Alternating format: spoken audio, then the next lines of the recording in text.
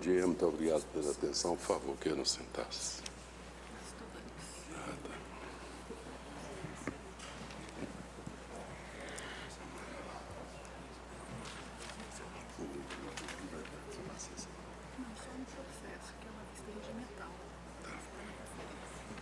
Declaro aberta mais esta sessão da SDI 2 do Tribunal Superior do Trabalho.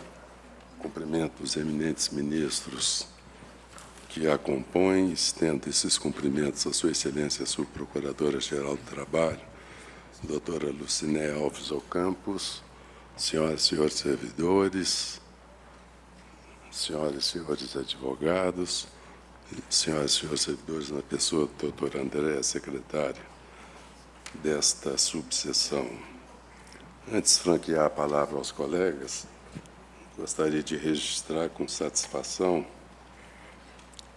a presença na sala de sessão dos estudantes do curso de Direito do Centro Universitário da Fundação Educacional Guaxupé, Unifeg, em Minas Gerais, acompanhado pelos professores Donizete de Lorenzo Ribeiro, do Vale, e Maurício Martins.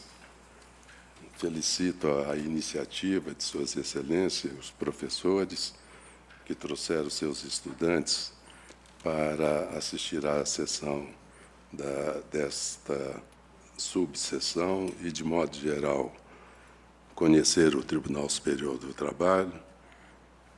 Esta subseção ela é especializada em julgamento de ação rescisória e mandado de segurança, quer em grau recursal ou em matéria, em competência originária. O Tribunal Superior, como todo do trabalho, como todo Tribunal Superior, não se classifica, como usualmente se fala, como um terceiro grau de jurisdição. A jurisdição ordinária se resume ao primeiro e segundo graus. Os tribunais superiores eles têm uma cognição extraordinária.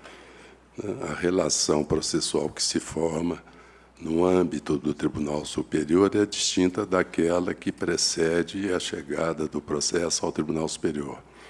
Até então, se discute o direito subjetivo da parte. Quando se vem a um Tribunal Superior, o que se pretende é preservação da integridade do direito federal e a uniformização da jurisprudência em âmbito nacional. Daí porque o Tribunal Superior do Trabalho, o Superior Tribunal de Justiça, não tem acesso a fatos. Os fatos eles confinam-se na jurisdição ordinária, porque aqui nós apenas fazemos defesa, dirimimos teses controvertidas ou jurisprudências antagônicas. A exceção ocorre por conta dessa subseção, porque aqui nós atuamos em segundo grau de jurisdição em relação às ações de competência originária dos tribunais regionais de trabalho, ou seja, as ações rescisórias e mandado de segurança são julgados pelos tribunais regionais de trabalho e dessas decisões cabe recurso ordinário para essa subseção e, com isso, há aquela plena devolutividade do recurso ordinário, ou se a parte imprimir uma devolutividade restrita, só se submete ao conhecimento da subseção aquilo que foi objeto de devolução do recurso ordinário. O nosso recurso ordinário ele é em tudo e por tudo igual à apelação no cível. Tem os mesmos efeitos da apelação no cível, as mesmas características e etc. O Tribunal Superior do Trabalho ele avançou no sistema de julgamento já há algum tempo, e nessa área foi até pioneiro. Nós introduzimos o sistema de planilhas, que são resumo dos votos que são proferidos pelos colegas e distribuído entre nós de véspera, com um sigilo apropriado, para que cada um já tenha conhecimento da decisão a ser proferida. Caso haja advogado que queira fazer sustentação, se o voto do relator é favorável ao advogado que se apresenta, Invariavelmente, ele abre mão da sustentação, eu colho os votos e, se for favorável, assim se decide e registra-se a presença do ilustre advogado. Se a proposta, o voto, se encaminha contrariamente ao interesse do advogado que se apresentou para a sustentação oral, evidentemente, abre-se o prazo para a sustentação oral e, em seguida, colhemos os votos dos colegas. E, além disso, nós temos o acesso direto ao voto pelo computador, o que nos permite acompanhar toda a fundamentação e dar uma pronta resposta. O sistema, ele concilia celeridade e segurança.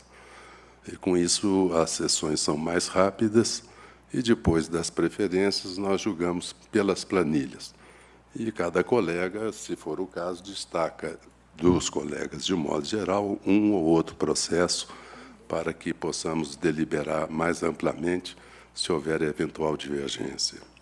Agradeço muitíssimo a visita dos estudantes, pela iniciativa dos seus professores. Espero que possam ter proveito, ainda que momentâneo, dessa passagem pelo Tribunal Superior do Trabalho, que se sente feliz em recebê-los. E, pessoalmente, em nome dos colegas, auguro, no futuro, uma carreira na área jurídica brilhante, quer seja na magistratura, no Ministério Público, na advocacia privada, advocacia pública, mas sempre lembrando, e isso eu faço sempre questão de dizer aos estudantes que nos honram com suas visitas, quer seja advogado, promotor de justiça, magistrado, todos nós temos que atuar com sentido ético.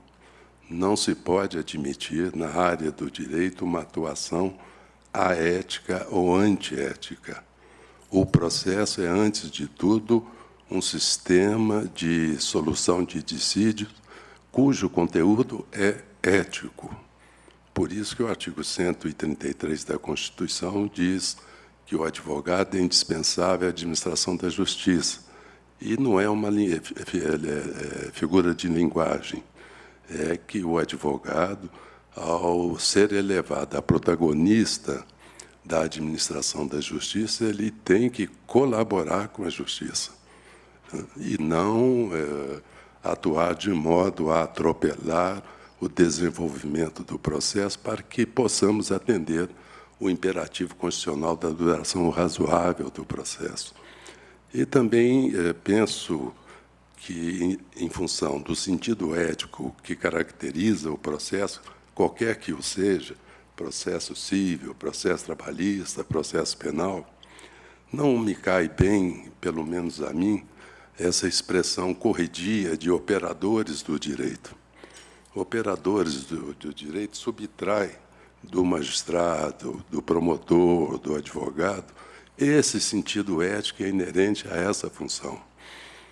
Operadores do direito me lembra sempre alguma coisa assim, um pouco fria, e nós sabemos que lidamos com patologias sociais, em que o sentimento vivo da pessoa humana tem uma importância muito grande.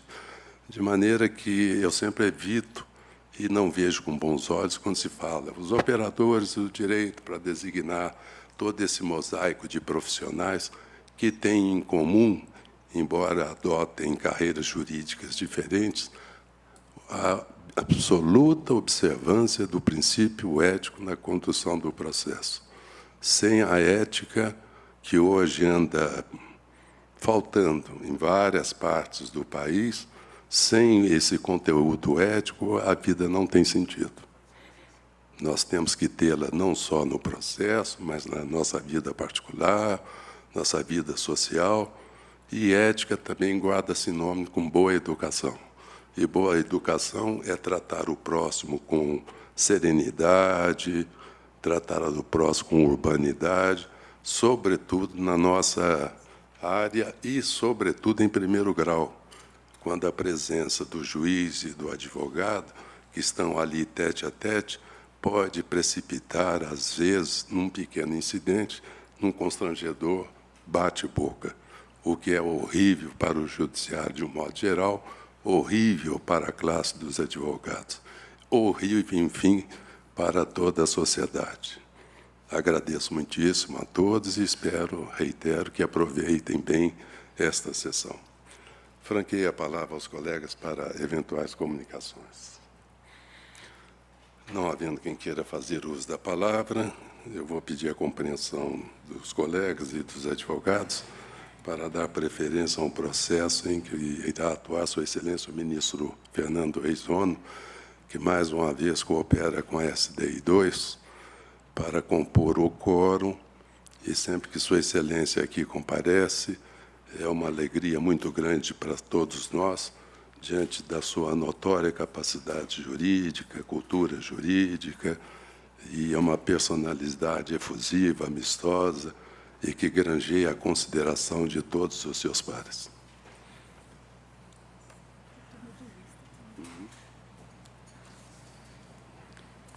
Retorno de vista regimental concedido ao excelentíssimo senhor ministro Cláudio Brandão, em que é relator excelentíssimo senhor ministro Ives Gandara. Processo RO 362.700, dígito 25 de 2008, em que são partes Braskem S.A. e Sindicato dos Trabalhadores nas Indústrias Petroquímicas de Triunfo e Porto Alegre. Impedido o excelentíssimo senhor ministro Hugo Scheuermann. O excelentíssimo senhor ministro relator votou no sentido de negar provimento ao recurso ordinário da reclamada e negar provimento ao recurso ordinário adesivo do reclamante. Houve sustentação oral. Pois não. Com a palavra, o eminente vistor, ministro Cláudio Brandão. Senhor presidente, senhores ministros, o caso é bastante interessante e o que me levou a formular o pedido de vista regimental foi a possibilidade do debate havido nesse processo se assemelhar a um outro caso julgado nesta sessão relativamente ao IPC de julho e agosto de 89, em virtude também ali se tratar de plano econômico.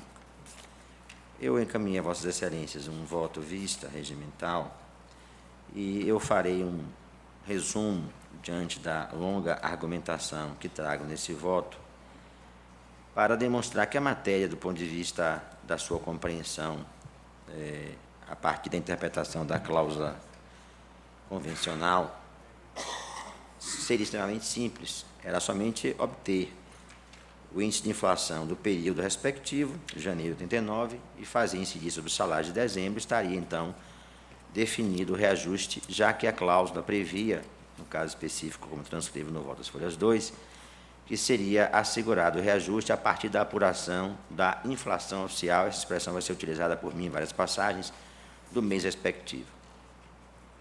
Problema. E aí eu faço inicialmente uma argumentação, senhor presidente, senhores ministros, discorro sobre o que aconteceu especificamente no mês de janeiro de 89, com a introdução do denominado Plano Verão pela Lei 7.730 de 89, resultante da conversão da emenda provisória 32.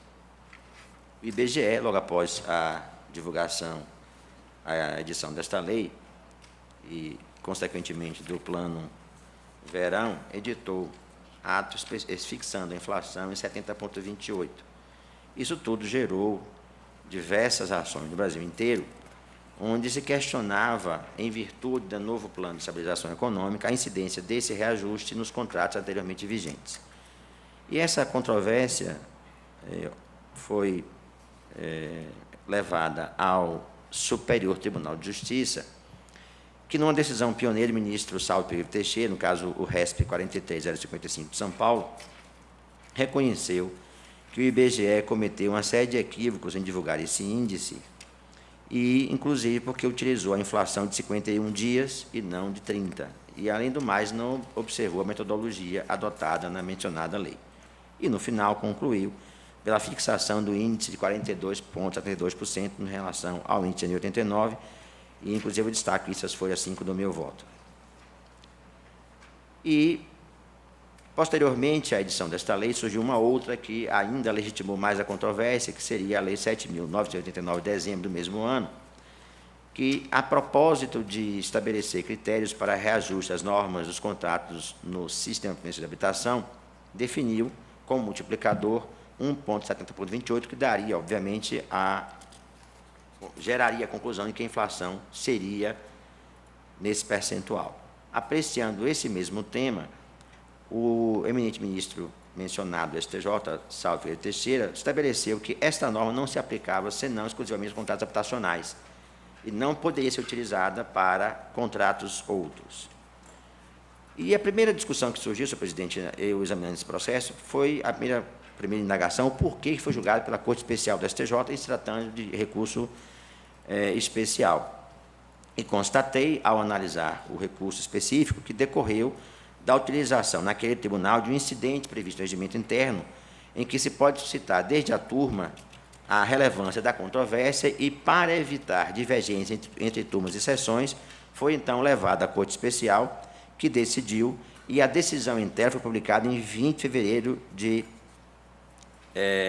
95. Bom, e aí, em virtude disso, posteriormente a esse debate, o IBGE, então, divulgou, retificando a tabela anterior, a tabela dos índices de inflação do período e, especificamente em relação a este mês, fixou como sendo 42,72%. Esse é o universo que trouxe para explicar o porquê que houve a controvérsia em torno do índice de inflação do referido mês. E, na sequência, então, aí já estou as folhas 9 do meu voto, passo a analisar, com a devida vênia, evidentemente, os argumentos trazidos pelo ministro relator e concordo com todos eles e não dividir de Sua Excelência, salvo no que toca à alegação de violação ao artigo 5º, inciso 2º da Constituição. Em primeiro lugar, isso transcrevo no meu voto, passagem da petição, as folhas 29 e 30, em que se aponta claramente a violação ao princípio da legalidade.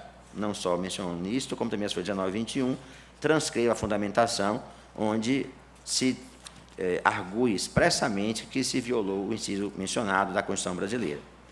E, a partir desta alegação, então, faço uma análise sobre a minha perspectiva, se houve ou não violação direta à Constituição, no caso mencionado. E aí começa as folhas 11 do meu voto, dizendo o seguinte: a sentença, no caso em tela, foi proferida em 25 de outubro de 94, e o acórdão que a manteve, que é a decisão rescindenda, em 5 de março de 96. Quando essa decisão foi rescindenda, portanto, foi publicada, já havia sido pacificada a controvérsia, nesse particular, no âmbito da STJ, porque como mencionei, a decisão que foi o linde case, foi mencionado recurso especial a que me referi. E o tribunal se valeu, no caso da 4ª Região, do mesmo argumento que a sentença trouxe, que foi o fato de que, como havia vários índices oficiais de inflação, à época, o magistrado de primeiro grau optou por um deles, argumento que foi mantido pelo Tribunal Regional do Trabalho ao ratificar a decisão de primeiro grau.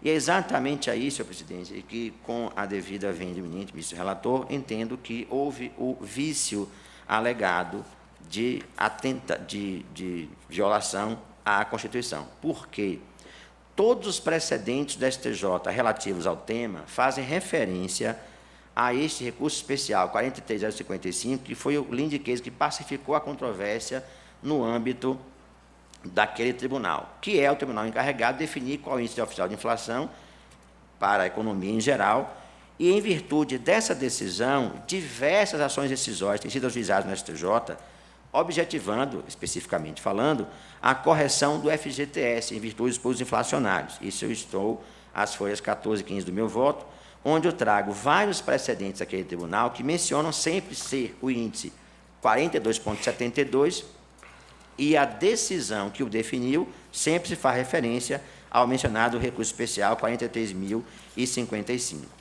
E esta matéria, inclusive, poderia levar, a meu sentir, ao debate em torno de ser o tema infraconstitucional ou não. Em virtude desse aspecto, segundo também colhi do STJ, o Supremo Tribunal Federal tem determinado a apreciação do tema por entender que há relevância constitucional em virtude de ser norma que estabelece plano de estabilização econômica. E aí, estou às folhas 18 do meu voto, onde eu sustento, senhor presidente e senhores ministros, com a devida vênia do ministro relator, que a violação ocorreu exatamente porque o tribunal, ao definir o critério de reajuste, estabeleceu o percentual que, a partir que definiu o STJ, não havia lei que o previsse. Portanto, o tribunal criou um percentual, em virtude de ter sido definido pelo STJ, que o percentual era de 42,72, que, a partir do qual não havia base normativa para tanto. E aí estou as folhas 18 e 19 do meu voto. Menciono, senhor presidente, aos ministros, que esse tema, embora com fundamento diverso, foi objeto de deliberação por esta sessão, em setembro de 2000, à unanimidade, em que se reconheceu, analisando, inclusive, a questão dos índices, embora sob outra vertente, foi direito adquirido, que havia possibilidade de revisão da matéria, tanto que se jogou a ação procedente. Também menciono, para ser fiel aos argumentos, que esta mesma sessão, em precedentes, 2 outros que encontrei, um, inclusive, da lá do ministro relator, Ives Gandra, em sentido oposto, e outro ministro Ronaldo, no caso, o primeiro de março de 2003, o segundo de setembro de 2000. E aí, senhor presidente, senhores ministros, em virtude desta argumentação, para ser bem sintético, já caminhando para o final, eu sustento que o princípio da legalidade foi violado quando o tribunal, e aí estou às folhas 30 do meu voto, determinou a fixação do reajuste a partir do que considerou como sendo índice oficial de inflação, um percentual que já tinha sido afastado pelo STJ ao examinar a controvérsia e pacificar o tema no âmbito daquela corte. Razão pela qual entendo que não há violação à súmula 97 desta corte e, para concluir, senhor presidente e senhores ministros, proponho voto no seguinte sentido. Primeiro, em juízo rescindente, reconhecer a ocorrência de violação ao artigo 5º e 2º da Constituição e, a partir desse fundamento, desconstituir parcialmente o acordo que definiu o percentual de reajuste salarial devido a partir da cláusula 3ª do RVDC 39788, em juízo rescisório, julgar procedente em parte a reclamação trabalhista no 0647, 761, etc., e fixar em 42,72 o reajuste salarial devido em janeiro de 89, além das diferenças decorrentes, tal como postuladas. E, em consequência, também, claro, inverter o ônus da sucumbência e atribuir ao demandado o ônus das custas processuais e honorários advocatícios, senhor presidente. É como voto de forma resumida. Senhor presidente. Muito obrigado. Ministro Ives, gostaria de fazer. Como relator, só gostaria de prestar 2 esclarecimentos. E vou me concentrar realmente naquilo que foi o ponto de divergência do ilustre ministro Cláudio Brandão. Compreendo perfeitamente as razões de Sua Excelência de querer eventualmente corrigir um eventual erro de julgamento. Não estou nem fazendo juízo se houve ou não erro de julgamento. A discussão toda nesse processo está em torno de descumprimento de cláusula de decisão normativa, de interpretação de um determinado norma coletiva. Nós temos a nossa OJ 97, que descarta, basicamente, a violação direta em ação rescisória do artigo 5º, inciso 2, do princípio da legalidade. O próprio Supremo, em recurso extraordinário, matéria de recurso extraordinário, também descarta. Por quê? Porque sempre a violação vai ser de forma reflexa. Se eu determinei alguma coisa, que existia uma lei, e eu determinei em sentido contrário, ou não tinha lei e eu mandei fazer alguma coisa, eu estou sempre violando o princípio da legalidade, só que de forma indireta. Por isso que o Supremo, se abrir a porteira para um, tem que abrir para todos. E nós sabemos, o segundo ponto que eu acho importante a gente recordar, senhor presidente, e Vossa Excelência repete isso muitas vezes, é mais fácil passar um camelo pelo buraco de uma agulha do que se acolher uma ação rescisória que não seja estritamente naquelas hipóteses excepcionais que o 485, artigo 485 do CPC previu. Por quê? Porque a ação rescisória não é para resolver todos os problemas, corrigir todos os erros de julgamento. ela está para aqueles casos que seriam, eu diria, aberrantes. Corrupção do juiz, algum defeito do juiz ou algum defeito da parte que não, o nosso ordenamento jurídico não admite que continue sobrevivendo, mesmo transitado em julgado, uma decisão com esse tipo de defeito. Só que o que acaba acontecendo? Como se admitiu a ação rescisória também por violação de lei, nós sabemos que a ação rescisória por violação de lei acabou virando sucedâneo de recurso. A parte não consegue viabilizar ou perde o prazo do seu recurso, vem com a ação rescisória por violação de lei.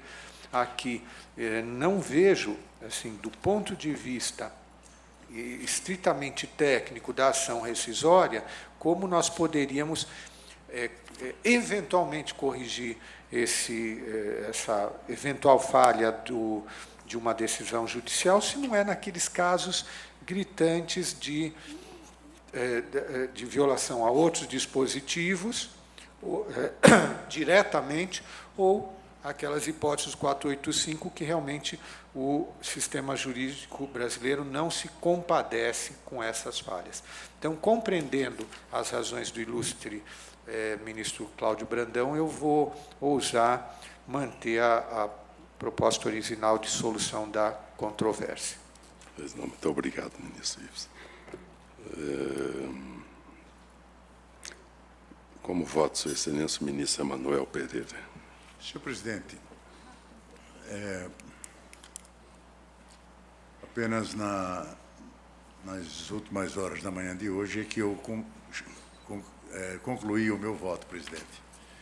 E, sucintamente, presidente, eu vou pedir a máxima vênia ao ministro Vistor, que eu vou acompanhar o ministro relator, porque eu entendo, senhor presidente, que não está configurada a violação literal do artigo 5º2 da Constituição Federal. E o faço, presidente, motivado por fundamentos de ordem técnica que imperam na análise da ação rescisória. De fato, penso que não é o caso de aplicação da OJ 97 desta subseção, porque, como bem explanou o ministro Cláudio, a empresa autora especificou que sua alegação de violação no princípio da legalidade está amparada no fato de a decisão rescindenda ter imputado o pagamento de reajuste salarial com base em índice não previsto em lei. Ocorre, senhor presidente, senhores ministros, que no acórdão rescindendo, a questão não foi abordada à luz do princípio da legalidade, inexistindo o necessário pronunciamento explícito, de modo que aqui sim incide a súmula 298 do TST. O acórdão rescindendo conceitua o que, no seu entendimento, seria índice oficial da inflação, dizendo que, aspas, inflação oficial não é somente ou simplesmente aquela publicada no Diário Oficial da União. A inflação oficial é aquela reconhecida por entidade oficial do governo federal, ligada à pesquisa de tais índices, no caso o IBGE, e publicamente reconhecida pelo meio econômico. Impõe-se, assim, considerar o índice de 70,28% de inflação. Fecho aspas. Nessa esteira, a decisão rescindenda elegeu um critério para dizer o que é índice oficial da inflação. O ministro Cláudio está refutando esse critério para dizer que índice oficial de inflação é aquele estabelecido por lei como tal e que o índice escolhido na rescindenda não estava previsto em lei. Então, senhor presidente, o ponto central e inicial da discussão não é perquirir se o índice eleito pelo TRT estava estabelecido na lei como tal, mas, antes de tudo, é necessário desconstruir o próprio conceito do TRT sobre o que seria índice oficial da inflação, para só depois analisar se o índice escolhido estava ou não previsto em lei. Percebe-se, assim, que a violação ao princípio da legalidade só ocorreria em segundo plano, ou seja, somente após ser rechaçado o próprio conceito de índice oficial de inflação lapidado na decisão rescindenda. Vê-se, portanto, que a decisão rescindenda sequer tangencia o princípio da legalidade, porque em nenhum momento se afirmou que o índice oficial precisa ou não estar previsto em lei. Refutou-se apenas a necessidade de publicação oficial do índice, ou seja, no Diário Oficial, não se analisando sua força cogente alcançada por previsão legal como indexador dos gatilhos salariais. Eventual equívoco no resultado do julgamento não autoriza o afastamento dos critérios técnicos da análise da ação rescisória, porque não é mero sucedâneo recursal, mas instrumento que permite apenas, em casos excepcionais, a quebra da coisa julgada, dotada de proteção constitucional expressa. Assim, senhor presidente, por esses fundamentos, com ressalva de fundamentação quanto à alegação de violação do artigo 5º da Constituição Federal, eu acompanho o voto do ministro relator, pedindo a máxima vênia a douta divergência, porque aqui é a incidência da súmula 298 do TST. É como eu voto. Muito obrigado. Ministro Albreciano. Alberto Breceni. Senhor presidente, eu fiquei muito impressionado, como sempre, com a foto do ministro Cláudio Brandão, muito bem fundamentado, e faz larga pesquisa sobre o tema, mas sempre me vem à memória a dicção da nossa OJ 97, 2, o ministro Emanuel, e no primeiro momento refuta. Diz a OJ: os princípios da legalidade, do devido processo legal, do contraditório e da ampla defesa não servem de fundamento para a desconstituição de decisão judicial transitada em julgado, quando se apresentam sob a forma de pedido genérico e desfundamentado, acompanhando dispositivos legais que tratam especificamente da matéria debatida, estes sim passíveis de fundamentarem a análise do pleito rescisório. É interessante observar, senhor presidente, que nesse caso, no processo matriz, o que se discute é o cumprimento de norma coletiva, e a ação rescisória delira um pouco desse primeiro objeto para discutir a nulidade da cláusula, tanto que disse o regional no acórdão rescindendo.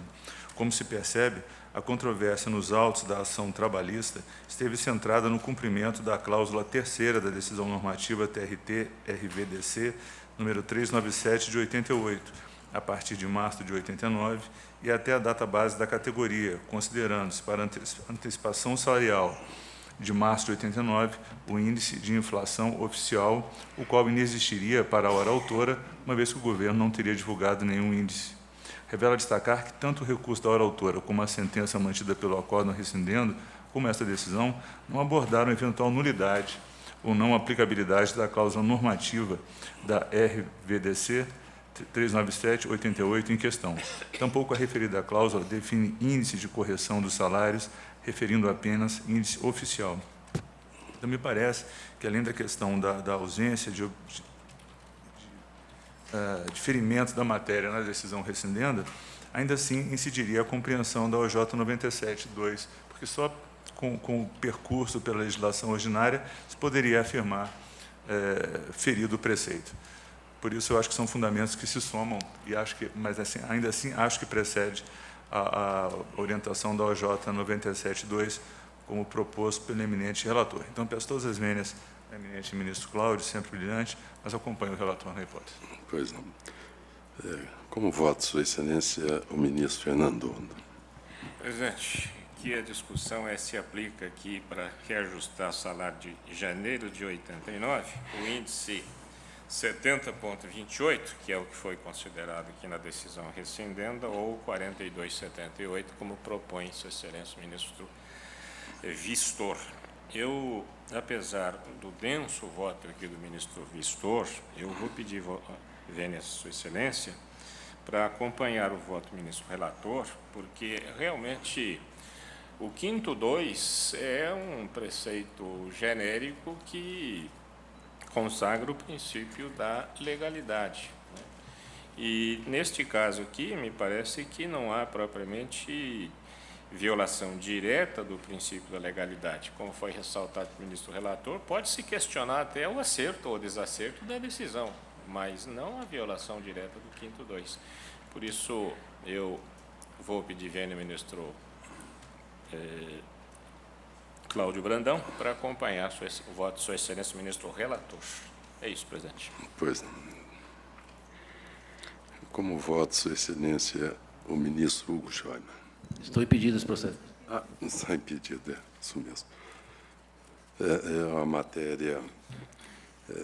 eu gosto sempre de lembrar que o artigo 5º 2, que nós temos utilizado, por vezes, em ação rescisória, para desconstituir decisão que, eventualmente, fere preceito expresso de lei, ele foi concebido pelo Constituinte originário como vedação de o Parlamento editar leis retroativas. Ele não foi editado para a questão relativa aos preceitos de lei. Ele é dirigido ao Congresso Nacional, para que não se vote leis com efeito retroativo. Essa foi a primeira concepção do artigo 5º 2. Não se pode votar lei contra o princípio da irretroatividade. Exatamente por causa do princípio da legalidade que depende dele. Segundo, o Supremo Tribunal Federal, ele já definiu que, em regra, não há violação ao artigo 5º 2, mas só excepcionalmente, quando se mostra gritante, a exemplo do que nós já definimos aqui a respeito dos juros de mora, daquela lei lei não sei o quê, artigo 1º F, que de 0,5 passou para de 1% passou para 0,5, e algumas decisões se recusavam a aplicar essa lei que assim expressamente definia que o novo índice era de 0,5 e não de 1%. E aí sim a violação ao princípio da legalidade é manifesta, porque se está negando vigência a uma lei que foi votada pelo Congresso. Aqui eu li o substancioso voto de Sua Excelência, o ministro Cláudio Brandão, em que Sua Excelência faz uma incursão muito ampla, bastante inteligente, bastante significativa de todo esse mosaico de reajustes da inflação naquele período de triste memória em que a inflação chegava a picos extraordinários. E vem fazendo toda uma consideração que eu não encontrei na decisão rescindenda. Ou seja, o primeiro óbice que eu entendo para se verificar a violação direta, porque na ação rescisória a violação há de ser também direta, preceito de lei ou da Constituição, é que isso foi acertado, como bem acentuou o ministro Alberto Bresciani, em um instrumento normativo. Quer dizer, estava se dando cumprimento ao instrumento normativo.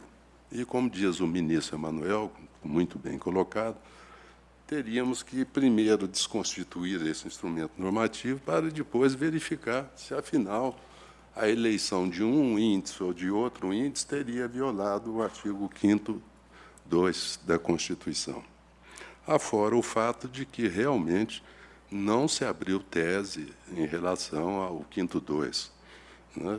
Quer dizer, ali apenas se discutiu o que é índice oficial, divulgou e etc. Na realidade, o voto de Sua Excelência, o eminente ministro Cláudio Brandão, ele prima pela absoluta correção. Apenas nós temos esse pequeno gargalo na ação rescisória.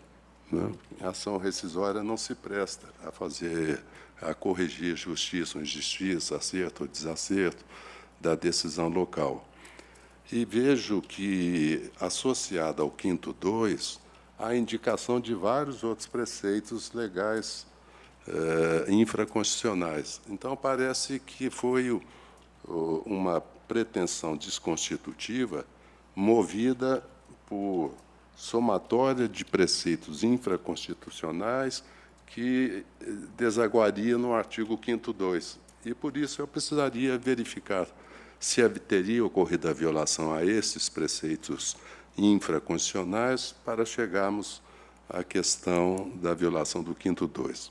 Os precedentes do STJ, pelo que eu pude perceber, eles não abordam bem a matéria pelo prisma do artigo 5º2. Eles apenas abrem tese sobre o que seria o índice oficial. Sabemos também que o Supremo já disse que não há direito adquirido ao plano, aqueles 89, etc., e por isso ele decidiu naquele sentido. Mas eu lembro que ele está agora às voltas com a questão dos expurgos que não foram repassados aos salários para a questão da caderneta de poupança. Ou seja, ele está voltando a discutir se esses expurgos não deveriam ser contabilizados para enriquecer a poupança. De maneira que não é uma matéria consolidada no próprio Supremo Tribunal, e os bancos estão até um tanto quanto preocupados com essa decisão, o governo também preocupado pelo muito que se pode trazer de efeito negativo para a economia. De maneira que, se o Supremo retoma o tema, e ali há até uma certa tendência de reconhecer que se deveria assegurar essa reposição, aqui, quando se estabeleceu em instrumento normativo ou coisa que o vale RDV, que se aplicaria esse índice, e a questão ficou confinada a saber que índice seria esse, penso que, no âmbito da ação rescisória, seria, com todas as vênias, não obstante o brilhante voto de Sua Excelência, realmente demasiado. Por isso que, rendendo homenagem à divergência, porque essa decisão, se tivesse sido proferida por Sua Excelência no recurso ordinário, seria brilhante, como é brilhante aqui. Apenas nós estamos em sede de ação rescisória e há essa dificuldade de ela não ser um sucedâneo de recurso. Por sinal, na proposta de alteração do Código de Processo Civil, em anteprojeto apresentado pelo ministro aposentado Peluso, se diz que acabam os recursos extraordinários, especial, e tudo isso vai para a ação rescisória.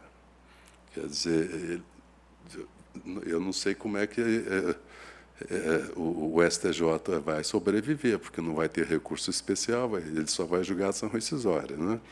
Porque não vai ter mais recurso especial. Se passar uma proposta desta, veja bem, eu entro, então não tem mais recurso, porque não haverá cabimento de recurso especial, e, se houve violação, tem que entrar com ação rescisória. O STJ, eles se tornarão apenas uma corte de desconstituição de decisões transitadas em julgado. E, com isso, acabou aquilo que é da essência do Tribunal Superior, uniformizar a jurisprudência no âmbito da legislação infraconstitucional. E aí o que teremos de ação rescisória, e teremos que fazer uma alteração naquilo que a qualifica como uma ação técnica de acolhimento bem difícil. Confesso que essa proposta me pareceu arrojada demasiadamente, né? O STJ que se cuide, porque vão acabar o recurso especial e ele só vai julgar a ação rescisória, e na ação rescisória talvez ele tenha que dar se aprovada, se sancionada, ele vai ter que dar um viés de recurso especial, né? Porque vai tudo para a ação rescisória.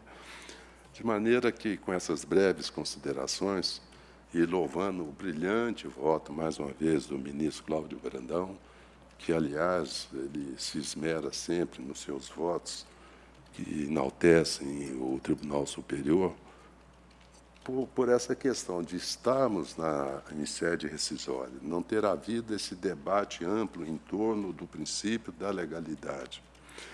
e que o que faltaria a cair no 281. E mais o fato de que foi estabelecida a alegação de violação em conjunto com outros temas, ou seja, erro de fato, mais isso, mais aquilo, se verifica que tem pertinência, sim, à súmula que Vossa Excelência 97 cita. De maneira que eu também, pedindo vênia a divergência, acompanho o relator e proclamo que, por maioria de votos, a subseção negou o provimento ao recurso ordinário da reclamada e ao recurso ordinário adesivo do reclamante, nos termos do voto do eminente relator, ministro Ives Gandra, vencido o douto ministro Cláudio Brandão, que juntará voto vencido ao pé do acórdão, e sugiro que Sua Excelência o ministro Emanuel Pereira junte voto convergente com fundamentação apropriada ao pé do acórdão. Pois não? Então, assim se decide. Muito obrigado.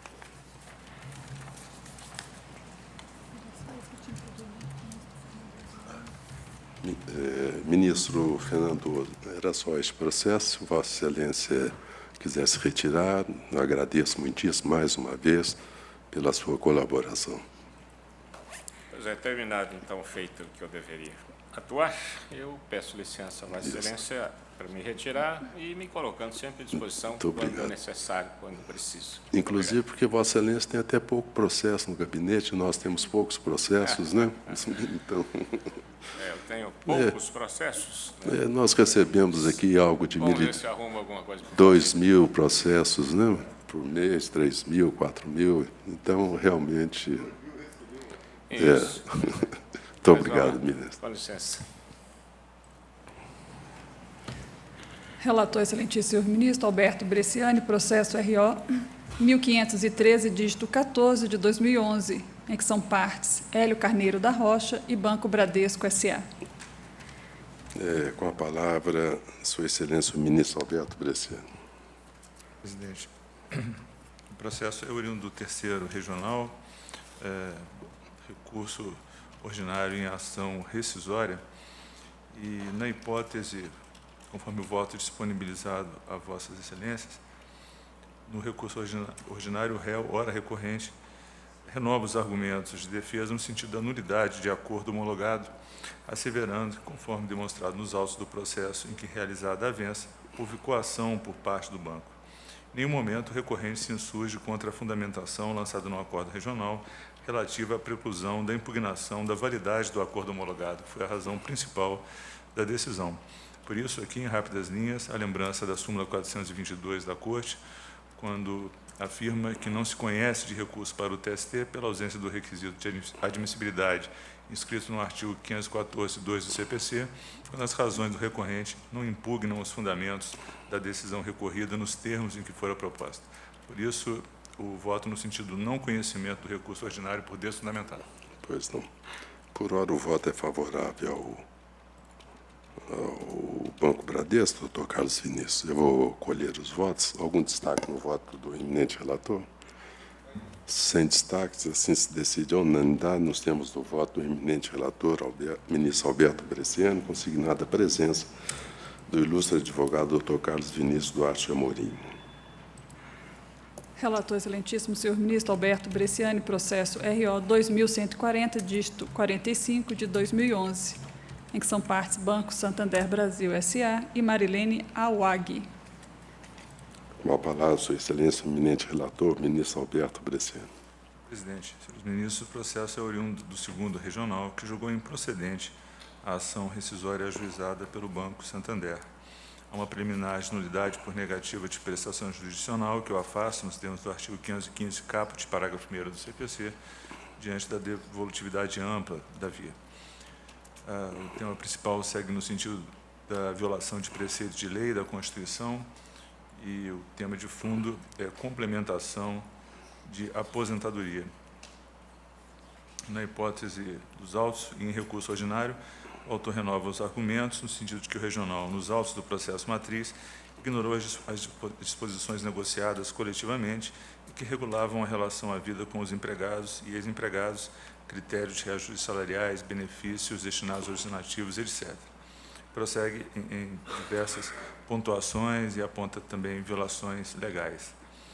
Ocorre que a decisão rescindenda, conforme posta e conforme transcrita no voto que disponibilizo a vossas excelências, rejeitou as alegações formuladas no processo matriz, sem fazer alusão ou apreciação de teor de diversos dos preceitos evocados na ação rescisória, o que evoca a compreensão da súmula 298. Por outro lado, a decisão rescindenda está fundamentada no entendimento consagrado nas súmulas 51.1 e 288 do Tribunal Superior do Trabalho. O Reginal ressaltou que as normas regulamentares que revoguem ou alterem as vantagens deferidas anteriormente só atingem os trabalhadores admitidos após a revogação ou alteração do regulamento. Por isso, somente com o revolvimento de todo o conjunto probatório dos autos principais, processo matriz, seria possível acolher os fundamentos de que a norma coletiva e sentença normativa, tratando da matéria relativa à correção de aposentadoria.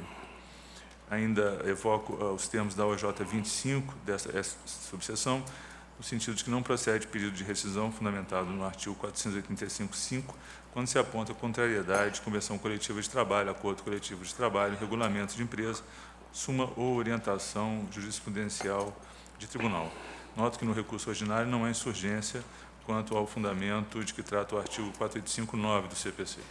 Por isso, proponho que se negue provimento do recurso ordinário, presidente. Pois não. Doutor Carlos Vinícius, pretende sustentar? Senhor presidente, com procuração nos autos, vou requerer apenas o registro da presença. Muito obrigado. Consignada a presença do ilustre advogado doutor Carlos Vinícius, indago dos colegas se há algum destaque no voto de Sua Excelência. Assim se decide a unanimidade. Nós temos o voto do eminente relator, ministro Alberto Bresciani.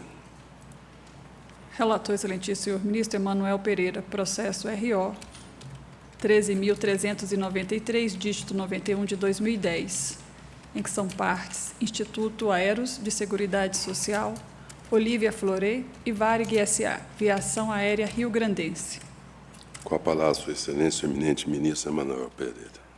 Senhor presidente, senhores ministros, aqui trata-se de recurso ordinário interposto em face de acórdão do TRT da 2ª Região, em que é negado provimento ao agravo regimental e mantida a decisão de indeferimento da petição inicial do mandado de segurança. Senhor presidente, o mandado de segurança foi impetrado em face de acórdão do TRT, em que foi negado o provimento ao agravo de instrumento em recurso ordinário da impetrante.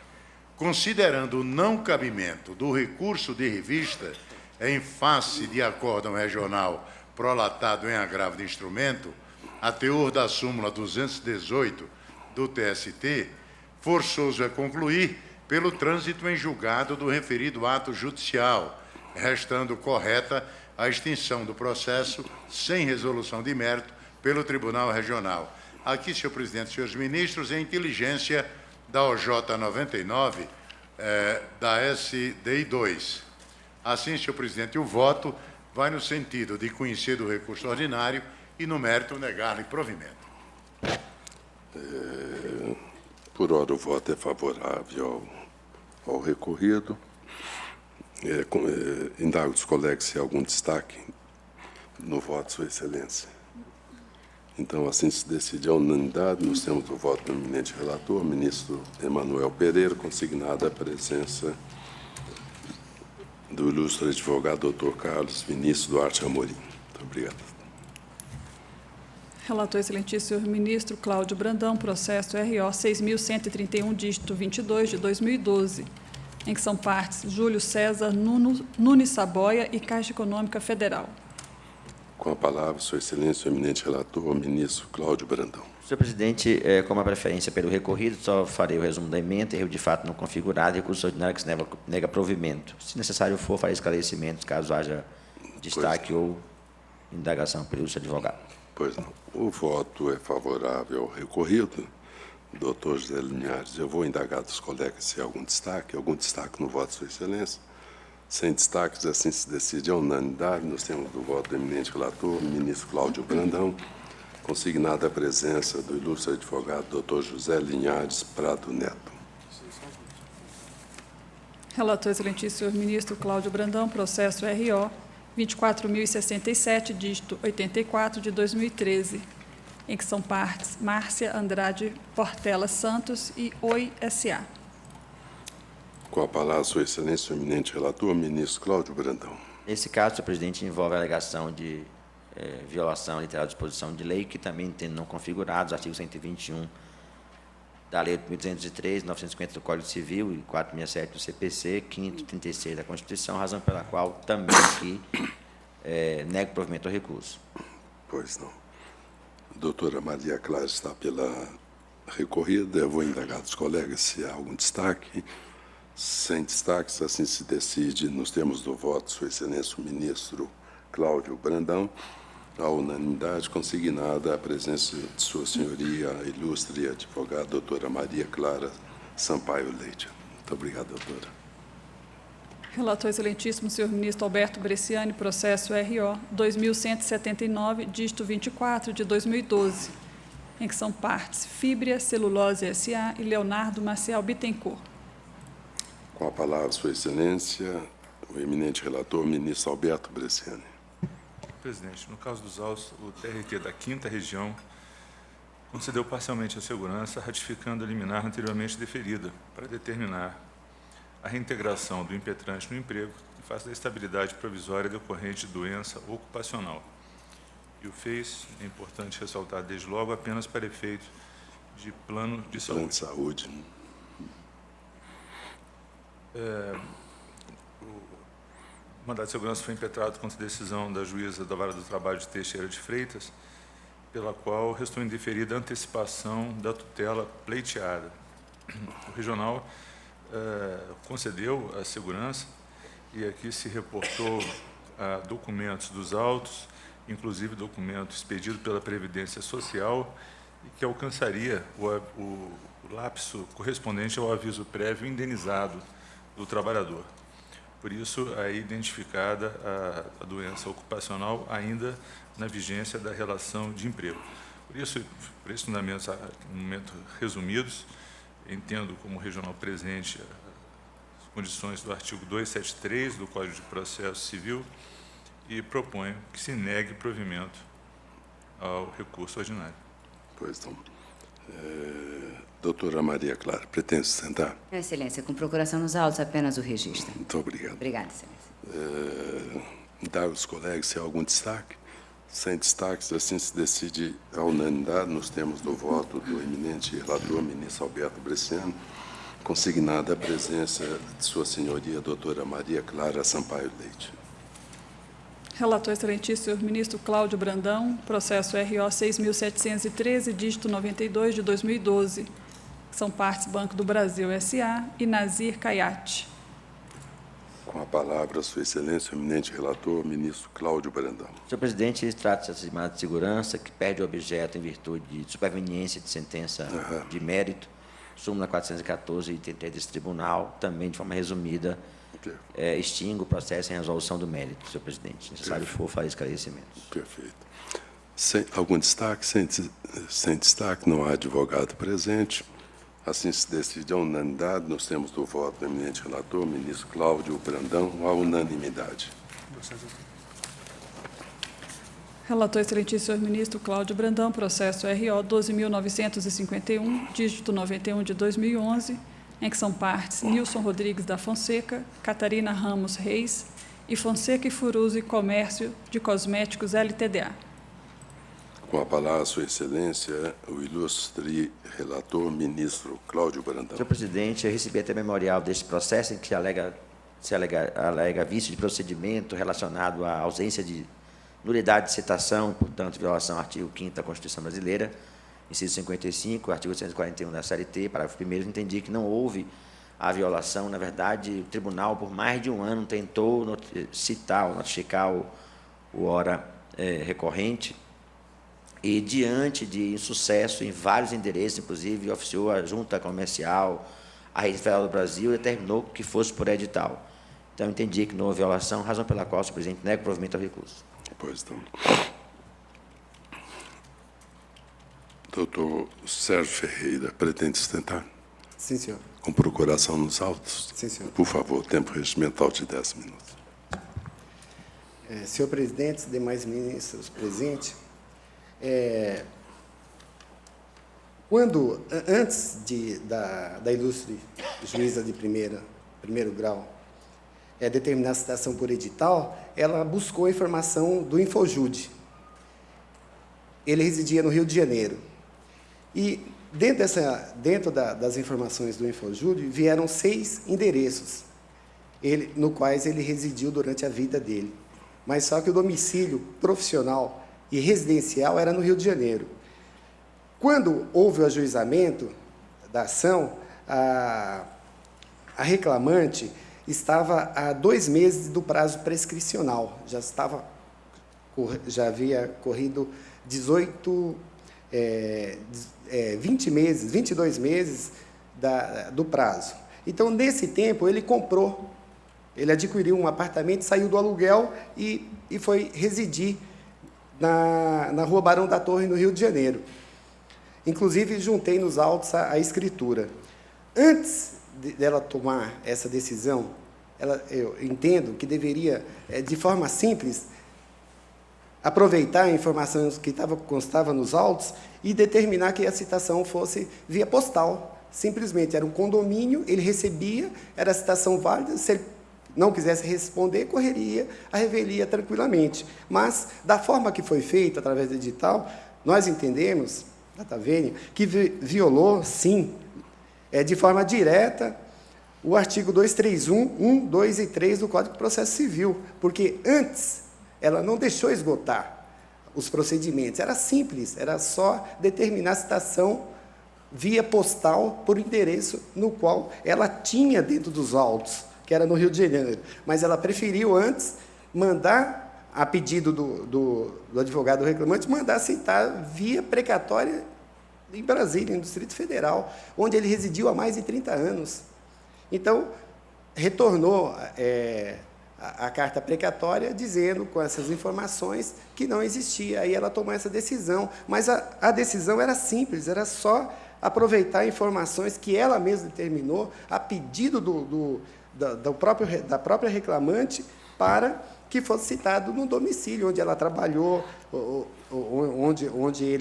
onde ela prestou serviço, que era Rio de Janeiro. Era simples. Então, a complicação nos autos foi por conta, a pedido do advogado da reclamante, que acabou induzindo a julgadora de primeira instância a fazer essa citação por edital, complicando dessa maneira. Eu até fico assim meio estarrecido com isso, que ela trabalhou por 5 meses, o salário dela era R$600, o passivo trabalhista hoje é mais de R$100 mil, que ele está expropriando todo o patrimônio do recorrido. Mais de R$100 mil, porque correu a revelia, ele não teve a oportunidade de ir lá e reconhecer o direito dela, ou contestar o que ela estava pedindo, tem até dano moral, a condenação foi colocada na ação inicial, e hoje nós estamos diante, eu entendo, de uma cabível, sim, ao nosso entendimento, a rescisão dessa decisão, para que retorne e ele possa exercer o direito dele de defesa, porque houve precipitação. Antes de esgotar todos os meios, na forma que, inclusive, é o entendimento do TST majoritário, eu citei aqui alguns julgados em ação recurso ordinário em ação rescisória, onde que, inclusive, essa própria sessão já julgou idêntico caso, rescindindo, ou melhor, tornando nula a citação por edital, sem observar, sem esgotar os meios necessários, os meios simples que a justiça trabalha é simples, célere, não precisava nada disso, a citação era simples por via postal, era um condomínio, 24 horas funcionando, receberia, ele estaria dentro do processo, exercendo o seu pleno direito de defesa. É isso, Excelência. Pois não, muito obrigado, doutor. Ministro Cláudio Brandão. Senhor presidente, inicialmente eu registro que a invocada aplicação do artigo 231 do CPC não é cabível, porque a norma expressa na CLT, que de maneira muito sintética diz até que procurado 2 vezes não encontrado, se faz ação para edital. Mas no caso específico, eu registro, senhor presidente, até por conta do que dito da tribuna, que as folhas 80 dos autos digitalizados consta certidão do oficial de justiça daqui de Brasília, que tentou localizar no endereço, em um dos muitos endereços indicados, como sendo este, inclusive, da tribuna, que ele teria residido por 30 anos. Na verdade, muito mais do que a via postal, tentou até para o meio muito mais seguro, que era para o oficial de justiça. E a certidão revela que não foi encontrado, não há registro de que residisse nesse local representante da empresa Fonseca, etc. E, por conta disso, e se também haver tentado em outros endereços, sem sucesso algum, e, como disse anteriormente, por mais de um ano, determinou o magistrado que fosse, então, utilizado o procedimento da citação ficta por edital, razão pela qual eu entendi que não há, neste particular, violação literal de disposição de lei. Ao contrário, agiu até de maneira muito mais cautelosa na aplicação do dispositivo mencionado, no caso específico, de 841 da CLT. Razão pela qual, senhor presidente, eu mantenho meu voto com esses acréscimos que eu ora faço. Pois não. Algum destaque no voto de Sua Excelência? Também não tem destaque. Só registro o fato de o acordo rescindendo ter sido muito lacônico. Ele se limitou, pelo que consta do voto de Sua Excelência, a dizer regularmente citado por edital, como demonstra a certidão, deixou de se fazer representar pessoalmente de modo injustificado a audiência realizada. Não há todo esse elemento factual que se trouxe da tribuna. E aqui incidiria, penso eu, também o óbice da súmula 410, ou seja, não há como nós revolvermos em ação rescisória fatos que não foram registrados na decisão rescindenda. Por essa razão, pedindo vênia ao ilustre advogado, também acompanho o eminente relator e proclamo que a decisão é unânime no sentido do voto do eminente relator, ministro Cláudio Brandão. Relator, excelentíssimo senhor ministro Alberto Bresciani, processo RO 245, dígito 90, de 2012, em que são partes Sindicato dos Empregados em Conselhos e Ordens de Fiscalização Profissional e entidades coligadas e afins do Distrito Federal e o Conselho Federal de Engenharia, Arquitetura e Agronomia. Com a palavra, Sua Excelência, o eminente relator, ministro Alberto Bresciani. Presidente, a primeira sessão especializada do TRT da 10ª Região julgou improcedente a ação rescisória, recurso ordinário do autor. O Ministério Público manifesta pelo conhecimento e desprovimento do recurso. Conforme precedentes recentes dessa subseção, eu suscito de ofício a insuficiência do depósito prévio. No caso dos autos, a ação rescisória foi proposta em 23 de março de 2012, com valor da causa de R$ 42.000, efetuado depósito prévio no importe de R$ 8.400. O depósito prévio foi tempestivo. Ocorre que o percentual de 20% do valor da causa, previsto no artigo 836 da CLT, nos termos do artigo 2º, 2 e 4 da Instrução Normativa 31 do TST, deve ser calculado sobre o montante atualizado da condenação pela variação acumulada do INPC do IBGE até a data do ajuizamento da ação rescisória. Os autos do processo matriz, a reclamação trabalhista foi julgada improcedente e atribuiu-se à causa o valor de R$ 40.000. A decisão transitou em julgado em março de 2010.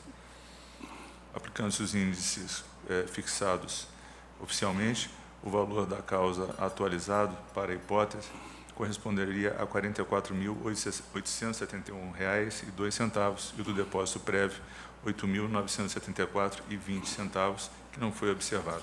Por isso, senhor presidente, conforme precedentes bastante recentes da subseção de relatorias do ministro Hugo Scheuermann, RO 2018-69.2011, de 21 de fevereiro de 2014, de relatoria do ministro Emanuel Pereira, 24.120.65 de 2013, julgado em 7 de março de 2014, e de relatoria do ministro Caputo Bastos, RO 24.200-09 de 2009, julgado em 14 de março de 2014, a proposta segue no sentido da extinção do processo sem resolução de mérito.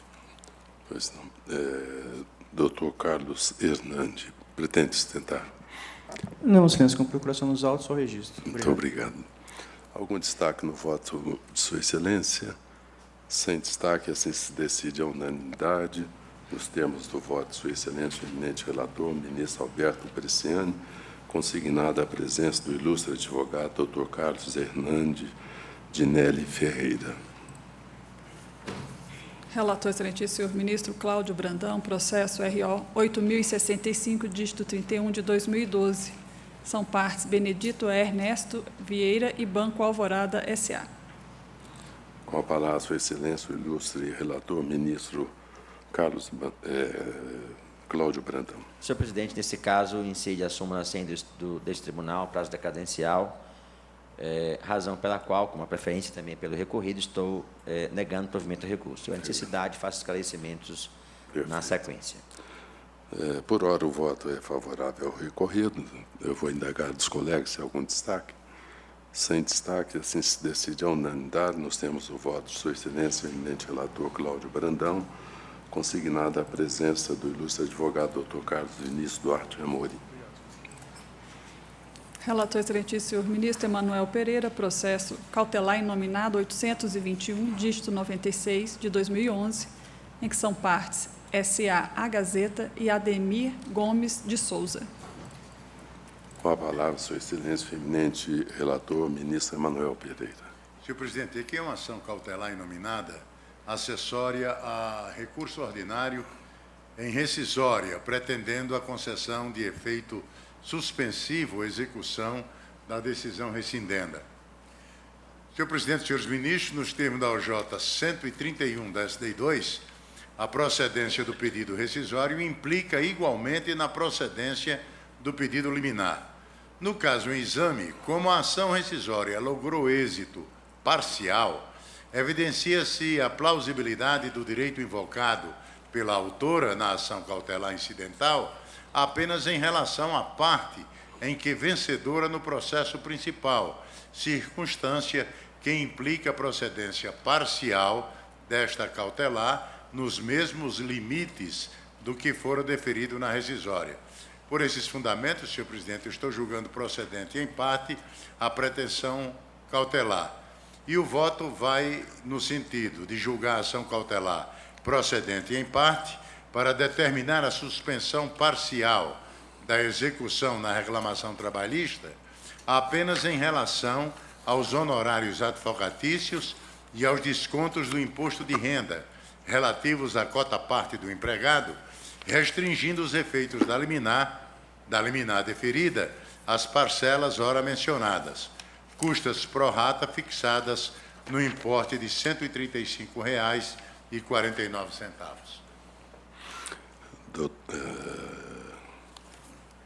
Doutora Cristina, pretende sustentar? Não, excelência, apenas o registro Pois não, muito da minha obrigado. presença. Algum destaque no voto? Sem destaques, assim se decide a unanimidade. Nós temos o voto do eminente relator, consignada a presença da ilustre advogada doutora Maria Cristina da Costa Fonseca.